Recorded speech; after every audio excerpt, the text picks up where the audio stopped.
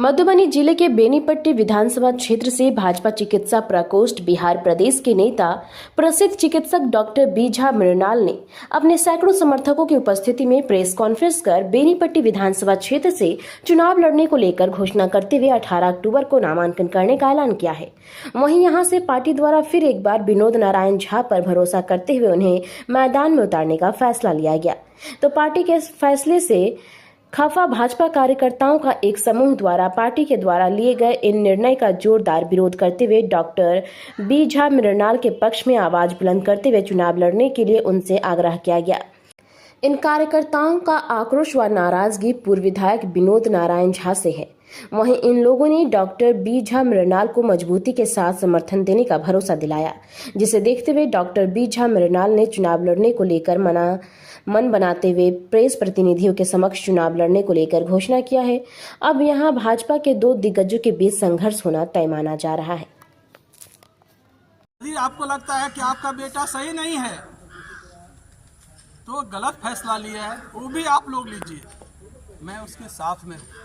मैं बहुत आहत था, 2 दिन हमने चिंतन किया इस पे, लेकिन जो जनभावना है उसका मैं बहुत कदर करता हूँ। और मैं ये कहूँगा कि जो यहाँ जो जनता खड़ी, एक आदमी 1000 आदमी के बराबर है। तो आप कुछ प्रश्न पूछ रहे थे। आप पार्टी के वरिष्ठ नेता हैं और प्रदेश स्तर के अध्यक्ष हैं। पार्टी आप पर कार्रवाई करेगी या आप रिजाइन नहीं दिए हैं तो दबाव में फिर आप वापस तो नहीं हो जाइएगा? देखिए, पार्टी के समर्पित कार्यकर्ता हैं और दबाव कुछ भी आए, ये जनभावना, पार्टी ये जनता टिकट दे रही है और मैं कोई भी दबाव आएगा, कई बार होता है, यदि फैसला यदि गलत है पार्टी का तो गलत पार्टी ये सोचे ना, उसके लिए आप सर्वे करिए। आप तो पत्रकार हैं, बहुत वरिष्ठ पत्रकार हैं आप पूछिए, सर्वे करिए, क्या 10 आदमी से पूछिए, 100 आदमी से पूछिए और आप लोग बताइए, क्या उसमें यदि 90% लोग आपको नहीं बोलते हैं कि यहाँ पर बदलाव होना चाहिए, तो मैं जो कहेंगे आप लोग फैसला उसके लिए करें। इस हिमालय से कोई गंगा निकलनी चाहिए। तो ये जो आप देख रहे हैं, मन की जो पीड़ा है वो सबके मन में है। एक एक कार्यकर्ता से हम पूछना चाहेंगे, आप मीडिया के लोग, आप तो निष्पक्ष रूप से चौथा स्तंभ हैं, आप घूमते हैं, क्या जनभावना यही है? हमारे शीर्ष नेतृत्व भी इसको जानते हैं। कहीं न कहीं इस अभिमन्यु का वध करने की कोशिश की गई है, लेकिन इस बार रुकेगा नहीं। अभिमन्यु का वध नहीं होगा, ये आप लोग सुनिश्चित करेंगे। और हम ये मानते हैं कि जिस तरह से बेनीपट्टी का कोई सपूत नहीं हुआ क्या आज तक, बेनीपट्टी की जो माताएं हैं वो क्या कोई ऐसा पुत्र जन्म नहीं लिया जो इनका यहाँ का जनप्रतिनिधि बने, यहाँ का प्रतिनिधित्व करे।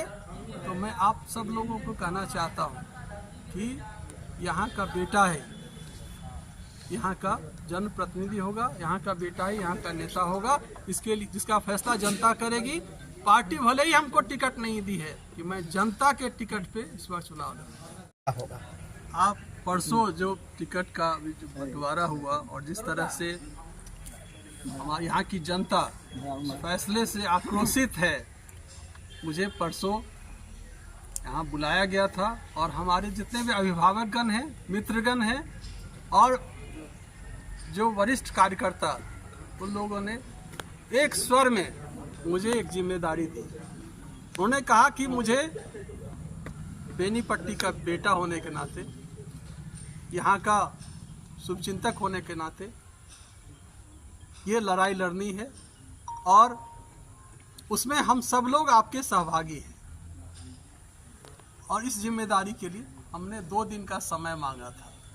हमने अपने अभिभावकों से, अपने शुभचिंतक से, अपने परिवार में, और ये जो जनसैलाब है उसकी जो भावना है उसको देखते हुए हमने ये फैसला लिया है कि मैं बेनीपट्टी से निर्दलीय प्रत्याशी के रूप में चुनाव लड़ूंगा।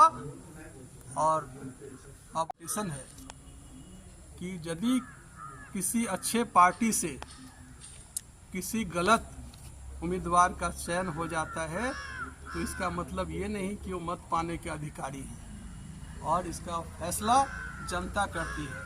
मैं जनता की भावना को सम्मान करते हुए, यहाँ के जन सैलाब का सम्मान करते हुए, मैं ये आप सब लोगों के सामने ये कहना चाहता हूँ कि मैं निर्दलीय प्रत्याशी के रूप में चुनाव लड़ूंगा, और 18 तारीख को परसों हम लोग 12 बजे नामांकन करेंगे।